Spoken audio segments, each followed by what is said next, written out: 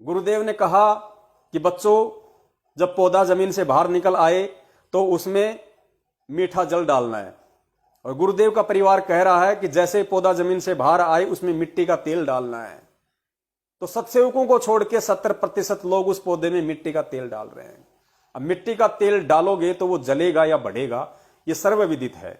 गुरुदेव ने बताया कि बेटा, गुरु बिन माला फेरते, गुरु बिन देते दान, गुरु बिन दोनों निष्फल है, चाहे पूछो वेद पुराण। तो आज संगत किन लोगों के कहने से और किन लोगों को दान कर रही है? क्या वो परमात्मा का लिखित विधान नहीं तोड़ रही?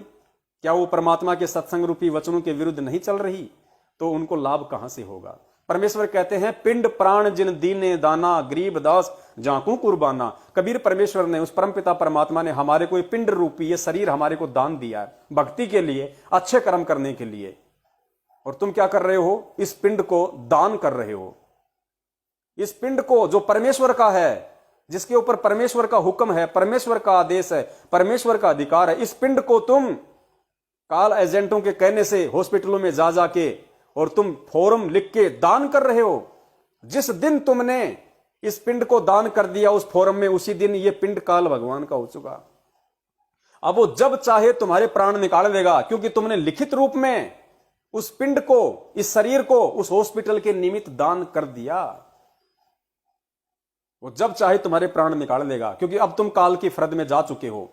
जो चीज, ये अनमोल शरीर भक्ति करने के लिए तुम्हें परमेश्वर ने दिया था, तुम वो काल को दान कर चुके हो, जबकि तुम इसको दान करने के अधिकारी भी नहीं हो, क्योंकि ये शरीर तो तुम्हें परमात्मा ने दान में दिया है।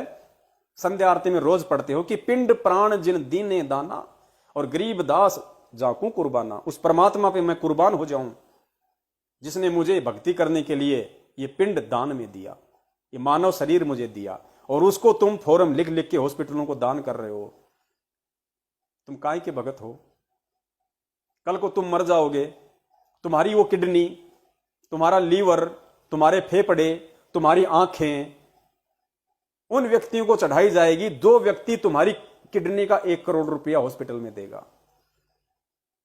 तुम मर गए, तुम्हारा शरीर हॉस्पिटल में गया, डॉक्टर ने तुम्हारे पार्ट्स निकाल लिए। अमिताभ बच्चन की किडनी फेल हो गई, सलमान खान की आंख फूट गई, धर्मेंद्र का लीवर फेल हो गया, क्योंकि शराबी आदमी है, सारे कबाबी आदमी हैं, सारे जीवन इन्होंने उल्टे कर्म किए हैं, तो किडनियां तो फेल होंगी इनकी। फिर क्या होगा? ये सीधे भगते हैं हॉस्पिटल में। हॉस्पिटल में क्यों? क्योंकि इनका कुछ बचाव हो जाए। हॉस्पिटल में जाके क्या करेंगे? क्योंकि इनको तो शराब पीनी, शराब इनसे छूटनी नहीं है। तो अमिताभ बच्चन जाएगा हॉस्पिटल में, डॉक्टर बोलेगा साहब किडनी फेल हो गई। तो क्या करूं साहब? किडनी लगानी पड़ेगी। तो लगाओ ना साहब 1 करोड़ रुपए। अरे 2 करोड़ लेना ना, तुम लगाओ ना किडनी। अब वो किडनी किसकी? क्या तुम्हें पता है कि तुम्हारी किडनी तुम्हारे गांव के हॉस्पिटल में रहेगी? तुम्हारी किडनी देश विदेश में घूमेगी, मोटे मोटे पैसों में घूमेगी। तुम्हारी किडनी का व्यापार होगा, बिजनेस होगा।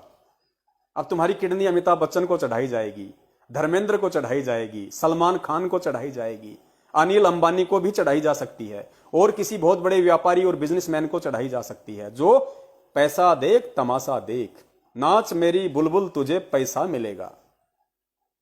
क्योंकि दुनिया में सब काम पैसे से होते हैं। अब एक भगत की किडनी उस शराबी और कबाबी व्यक्ति को चढ़ा दी गई, उसके बाद वो क्या करेगा?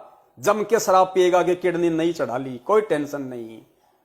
अब वो किडनी अगर 50 साल में खराब हुई है तो 10 साल तो ये भी चलेगी।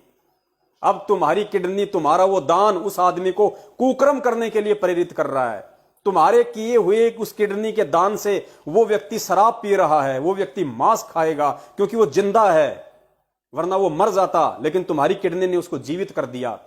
अब वो और ज्यादा कुकर्म करेगा कि कोई बात नहीं, अगर ये भी खराब हो गई तो और चढ़ा लूंगा, आंख खराब हो गई तो दूसरी आंख ले लूंगा, क्योंकि लोगों ने दान कर रखी है। पुण्यात्माओं, तुम कहां जी रहे हो? काल भगवान की यही तो सूक्ष्म चाल है वर्तमान में। वो इसी तरीके से तो भगत समाज को ठगेगा, और ठग लिया। ये आमने सामने की लड़ाई नहीं लड़ता। गुरुदेव ने सत्संग क्यों किए? पुस्तकों में दिन रात 12-12, 2-2 बजे तक आंख फाड़ के क्यों पढ़ाया? इसीलिए कि सत्संग सुनना एक अलग चीज है, और सत्संग का निष्कर्ष निकालना असली तत्व ज्ञान है। तो ये निष्कर्ष संगत ने नहीं निकाला। और जो इस निष्कर्ष को निकालने में सतगुरु के आशीर्वाद से समर्थ हैं, उनको तुमने गुरुद्रोही कह के अपने से दूर कर रखा है। तो बताइए फिर तुम काल भगवान के सूक्ष्म चाल से कैसे बचोगे? क्योंकि हर तरफ तुम्हारे काल ही काल है।